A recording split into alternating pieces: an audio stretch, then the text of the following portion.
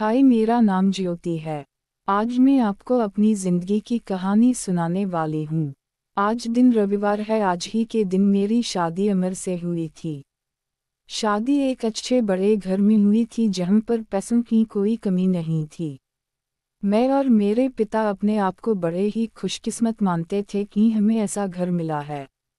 सभी रिश्तेदार भी कह रहे थे कि ज्योति के तो भाग खुल गए, किस्मत वाली है। हम लोग उनके मुकाबले कुछ भी नहीं है। पिताजी के पुराने संबंध होने के वजह से मेरी शादी उस घर में हुई। शादी के बाद मैं पहली बार उस घर में गई।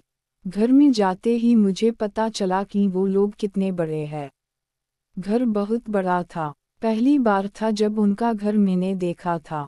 सब कुछ बहुत अच्छा था। सुहागरात का समय आ गया, लेकिन उसके पहले मेरी सास और ननंद मुझे अकेले मिलने गई।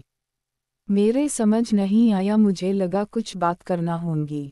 Family vacation package. उनके कान उतरे हुए और डरे हुए थे, जैसे कि कोई बात वो मुझसे करना चाहते हो। मैंने उन्हें पूछा, क्या हुआ, आप दोनों इतने डरे हुए क्यों हो? मेरी सास बोली, बेटा हम तुम्हें कुछ बताना चाहते हैं, लेकिन तुम यह सुनकर हिम्मत रखना। साथ ही मेरी ननंद भी बोली कि अब हम जो तुम्हें बताने वाले हैं वो बात हम तीनों के बीच में ही रखना। यह बड़ा घर है, यह बात लट ज़्यादा समय नहीं लगता और वो बात सबके सामने आ गई तो हमारे घर की इज्जत मिट्टी में मिल जाएगी। अब तुम इस घर की बहू और तुम्हें इस घर का मान रखना होगा। उनकी बातें सुनकर मैं सच में थोड़ा डर गई। मुझे समझ नहीं आ रहा था कि वो लोग क्या बोलना चाह रहे हैं। मैंने कहा, आप बताएं मुझे क्या है। मेरी सास बोली कि बहू, मेरा बेटा मर्द नहीं है। उनकी यह बात सुनकर मेरे होश उड़ गए। उन्होंने कहा कि मैं जानती हूँ कि तुम सोच रही होंगी कि फिर हमने तुम्हें क्यों फंसाया, लेकिन हमारी भी मजबूरी है, हम यह बात ऐसे बता नहीं सकते थे, वरना सभी को पता चल जाएगी। मेरा बेटा रात में अक्सर बाथरूम में ही रहता है। पता नहीं वह क्या करता, जब भी उसे पूछो तो यही कहता है कि उसका पेट खराब है। कमरे में जाने के पहले अपने पति के लिए यह बातें सुनकर मुझे समझ नहीं आ रहा था कि मैं क्या करूं। मेरी ननंद कहती है कि तुम उससे बात करना, थोड़ा समय उसके साथ बिटू, फिर उससे खुलकर बात करो, अगर कुछ हो सकता है तो हम जरूर करेंगे। हम तुम्हारे साथ हैं, तुम्हें अकेला नहीं कहो डंग। सुहागरात वाली रात। यह सब सुनकर मैं अपने कमरे में जा रही थी। मुझे अब डर लगने लगा था।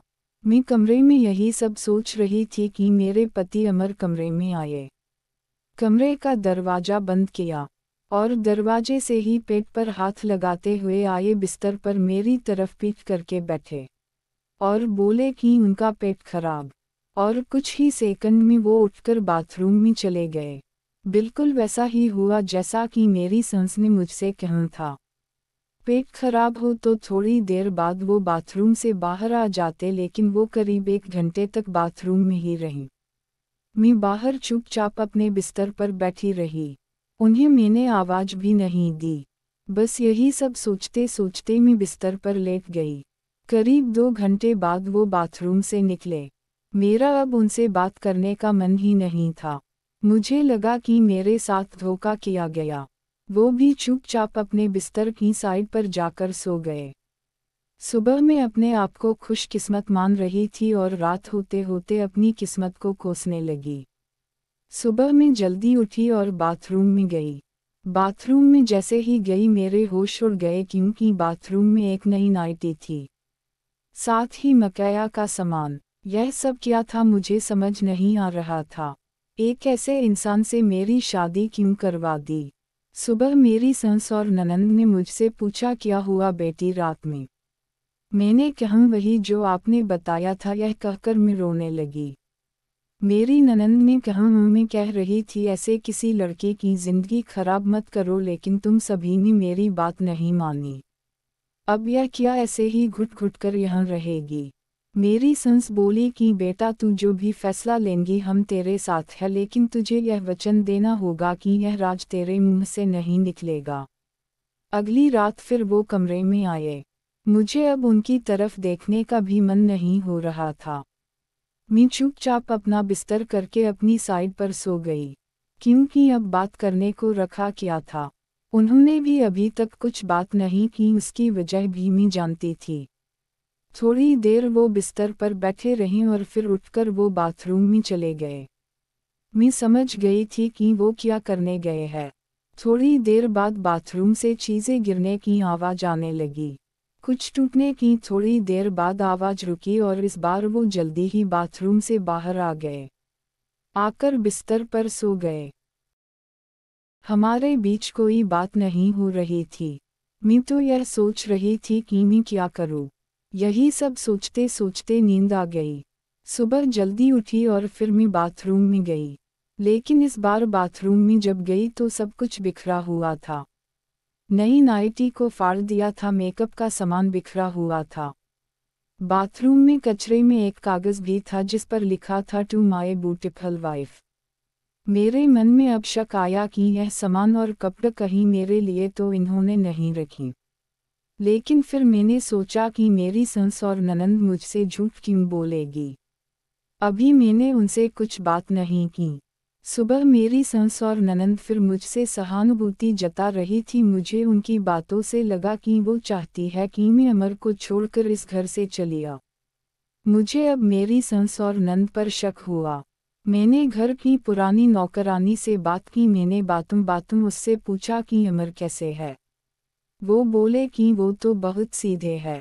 उनकी माँ और बहन तो चाहती थी कि उनकी शादी उनके बहन के पति के रिश्तेदार से हो।